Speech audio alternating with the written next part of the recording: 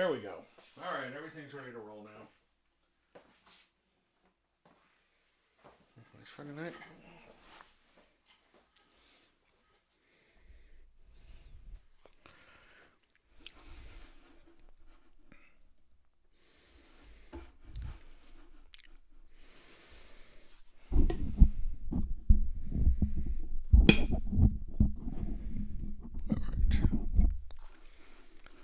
Okay.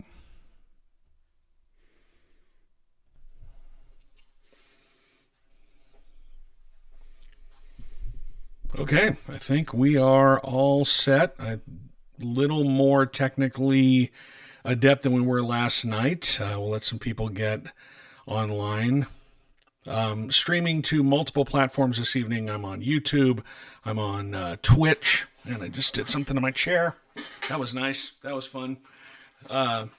YouTube, Twitch, Facebook, Instagram, and a few other places. So pretty much anywhere you can find streaming. Anyway, okay, we've got people watching now, so here we go. My name is Brian Schott. I am the managing editor and publisher of UtahPoliticalWatch.news. I've been a political journalist here in Utah for more than 25 years, and let's start talking about some of the important stories that you probably need to know about in Utah politics. Last night we talked about redistricting, and we got the first notice that the redistricting committee of the legislature, they're getting underway on Monday. Their first meeting is Monday at 9 a.m. And don't worry, I will recap that for you on Monday afternoon, evening after it is done. If you have a question or a comment, go ahead and leave it in the chat. I've got Instagram chat up. I've got Twitch. I've got all the other places that I'm streaming to. So if you have a question or a comment, something you'd like to ask about what's happening in Utah politics, please just leave it in the chat and I will try to get to it. So thank you so much for joining us this evening. But we do have the redistricting committee of the legislature. Their first meeting is on Monday at 9 a.m. up at the Capitol, and 10 members of that committee. There were 20 the last time they did this, but they had to draw 4 maps. So now there are just 10. And as I said last night, 8 Republicans, 2 Democrats on the committee. 5 of the people decided to, or 5 of the people who were on the redistricting last time are part of it this time as well. So the chairs are Scott Sandell, who was the Senate chair last time, and the House chair is Representative Candace Perucci, both Republicans. They have to they spend the next week drawing maps. Their map will come out on the 25th. So that is a Thursday, I believe, is when they have to publish that map and submit it to the court on Friday the 26th. And then the public comment period starts. So that's going to be dominating the Utah political landscape for the next 50 some odd days.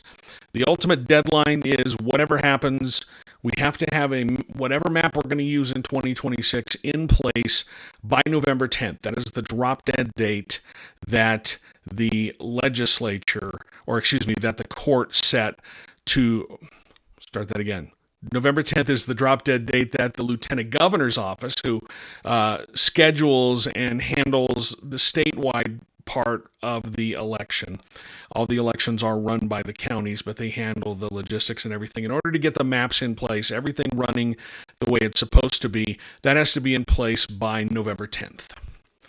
So that's the timeline, and everything gets underway on Monday. Public comment on the maps happens after they are published. Again, if you have a question, if you have a comment, if something you'd like to ask about what's happening in the Utah political landscape on this Friday evening, please leave it in the chat. Love to hear from you. All right, I'm going to talk about a story that I wrote a while ago. And this story's been sort of bubbling up in the Utah political landscape for a little while. So let me go back and recap before I get to the new reporting that I did. Utah Senate President Stuart Adams, and hopefully you've seen this story. If not, here's the brief TLDR.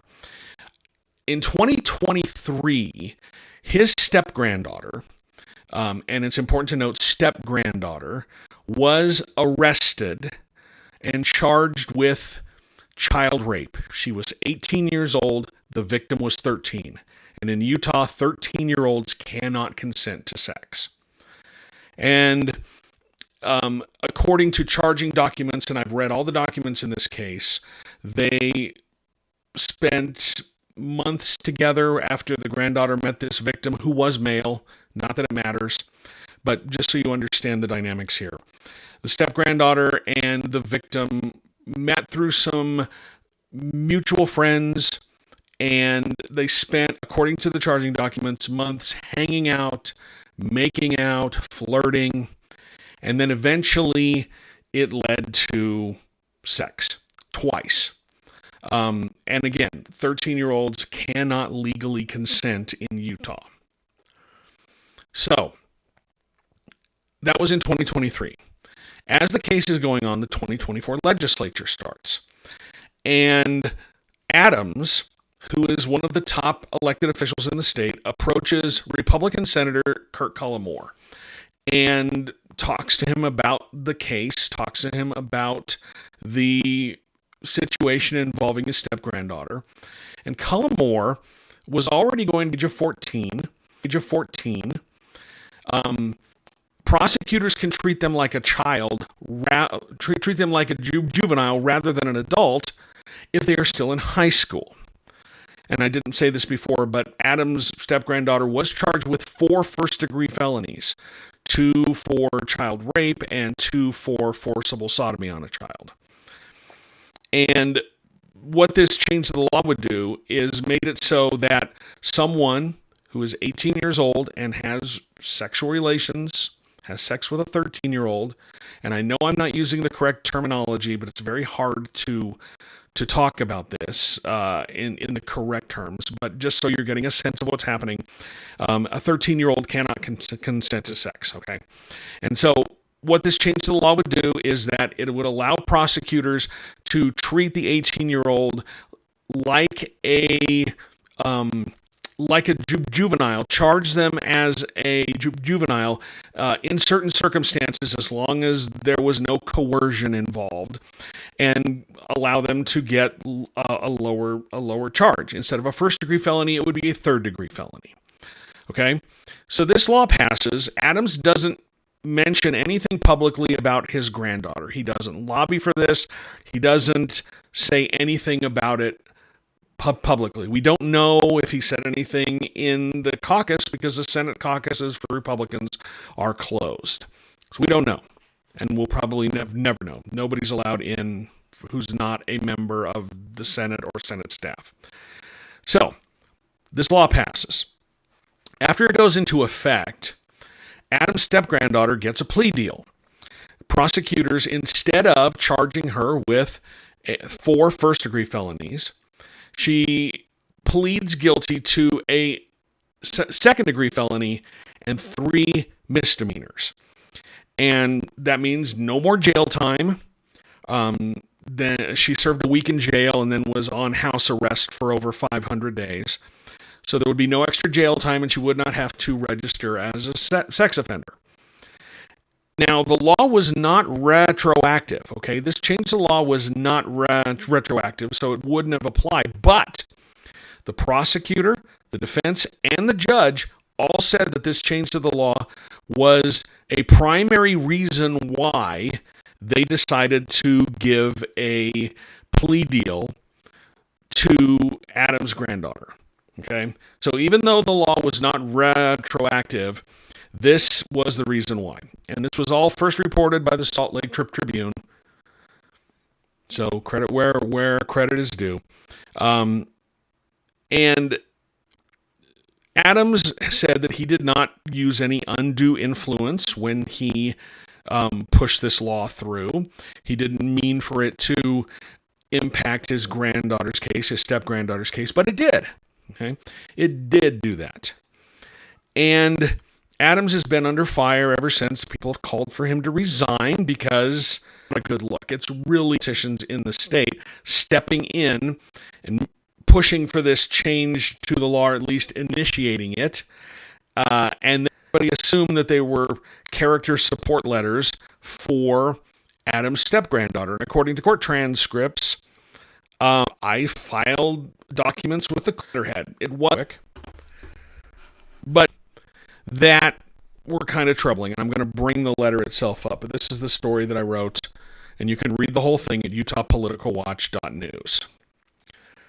I'm going to bring up the letter in a second. I've redacted that the victim's mother was not happy with the fact that there was a plea deal offered, or at least such a lenient.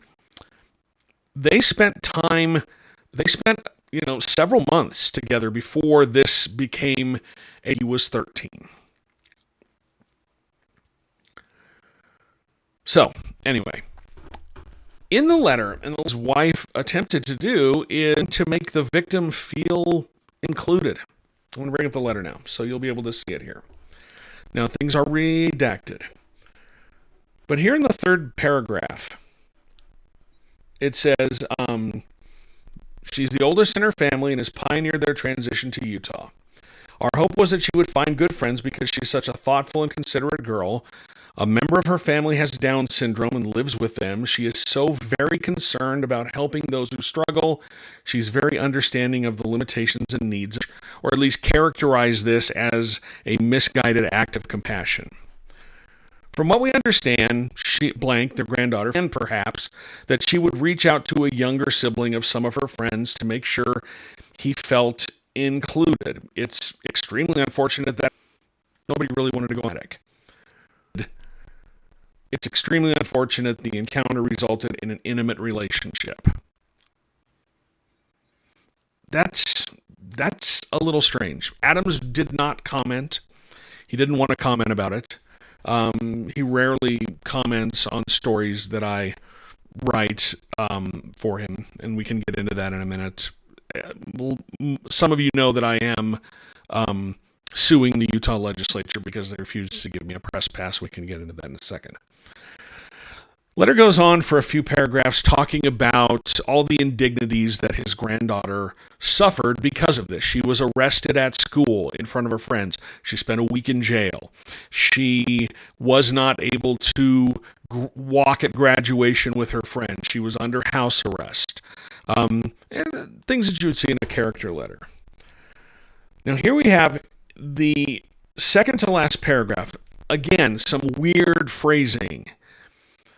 In the 10 years we've known granddaughter, she's been around children from ages 2 to 20. She appears normal in every way. We have not heard of or of support for the but overall, this feels like a very, very strange way to characterize this as an attempt to make the victim feel included, and then somehow it turned into an intimate relationship. Forcible sodomy on a child. And then Adams gets the law changed, and then everybody points to that law change as the reason why they gave her a much more lenient charge as part of a plea deal.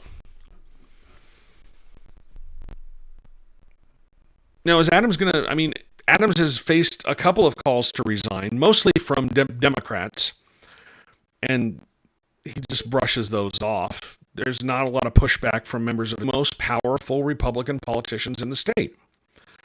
I had one legislator, a current legislator, we were talking about this. They, again, refused to go on the record because of for fear that there would be retaliation against them from Adams. And they said nothing is going to happen until these people, meaning his colleagues in the legislature, are more afraid of their voters than they are of Adams. And that's where we stand right now. Adams is incredibly influential and gives to get any of that funding. That's just the way that this works. And Adams, he controls I'm assuming that Angela is a lawyer who just put this comment on Instagram, and I think it's interesting. I'm assuming it was a private letter written for sentencing. It's supposed to be for the judge / AP&P only. This is pretty common for defendants to have family write letters of support. They said that it was mischaracterized. It was not. It was marked as private when it wasn't supposed to be private. So that's why they released it to me. There's a few things. There's a couple of other documents that I am trying to get. I don't think that I will be able to get, but I did get this one. And yes, it is common for people to write these letters of support. I just thought it was interesting because when I read it, I thought that the wording was strange. The characterization of the incident was strange. And I think it is legitimate to ask some questions of this. Anyway, you can read the whole story at utahpoliticalwatch.news. Angela on Instagram says, most often I see bishops write these letters and nothing new. Yes, it is common. And I've spoken to some lawyers about that. But I do think it sort of helps flesh out the whole story of this, or flesh out more information about this story.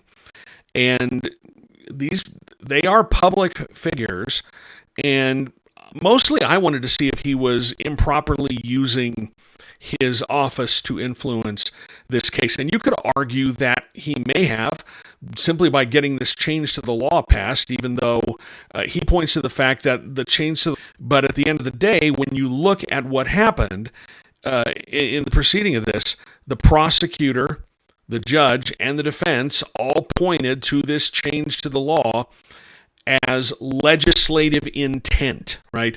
They had to take into account the legislative intent. And that's why they offered the plea deal rather than push forward with interesting. You can read the whole story at utahpoliticalwatch.news. I just wanted to highlight that.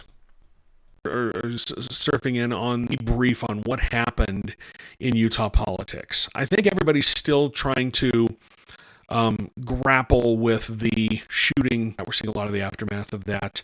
And we're going to have a lot of media attention on Utah because of that once it's down to work. And we're going to draw draw a map that has 4 congressional districts with an overwhelming Republican Monday evening. We'll talk about what the legislature said. I do want to put the redistricting commission.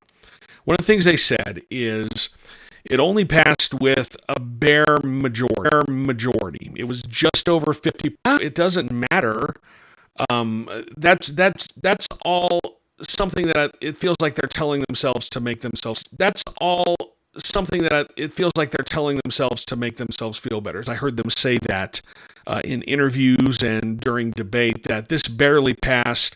My constituents didn't want it. It didn't pass in this county. It only passed in 4 counties. Well, the counties where it passes, where all the people are, right? You know, I mean, if you Salt Lake County is so big that it can't be in one congressional district. And when you guys probably got stuff to do. I have stuff to do. This thing rolling. Do a habit where we get together every evening and chat about politics. I don't know if I'll do anything on Saturday or Sunday. I might. I'll try to send out some notice, or if something happens that we need to chat about. In the meantime, if there's something you would like me to talk about, you can send me an email.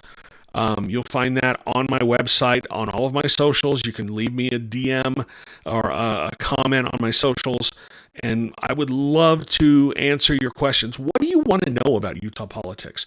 What is it that you would like to know about? What are some of the things that you're not quite understanding me, who was trying to figure out here if this new district is... I think that that's something that we can discuss. So please send me your questions, send me your comments. We're just getting started, so we thank you so much. Please follow me on all the socials. Go to my newsletter or go to my website, utahpoliticalwatch.news. You can see the address. Subscriber or making a one-time donation. That would allow me to do more of this, because this is my full-time job. This is what I do, and I am completely funded by. You guys have a great week. Redistricting committee. That's going to happen on Monday morning at 9 a.m. And I'll run that down, recap it for you right here on Monday. So again, have a great weekend. Thanks for watching. Bye.